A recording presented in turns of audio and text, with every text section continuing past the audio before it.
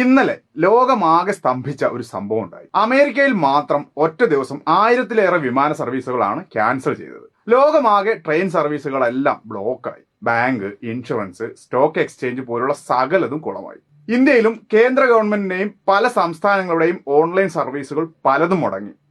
പക്ഷേ കേരളത്തിൽ സർക്കാരിന്റെ ഒരു വെബ് സർവീസും തടസ്സപ്പെട്ടില്ല. എന്ന് മാത്രമല്ല, എല്ലാം ഒരു മുടക്കവും ഇല്ലാതെ നടക്കുകയും ചെയ്യുന്നു. സംഗതി എന്താണെന്ന് വെച്ചാൽ, മൈക്രോസോഫ്റ്റ് കൊടുത്ത 8ന്റെ പണിയാണ് ഈ പ്രശ്നങ്ങൾക്കെല്ലാം കാരണം. അപ്പൊ പിന്നെ ഇവിടെ ഒരു പ്രശ്നവും ഉണ്ടാവാതിരുന്നത് എന്തുകൊണ്ടായിരിക്കും? കാരണം നമ്മുടെ കളിയൊന്നും മൈക്രോസോഫ്റ്റിനെ നമ്പിയല്ല. പകരം ഉബുണ്ടുവിലാണ് നമ്മുടെ കളി.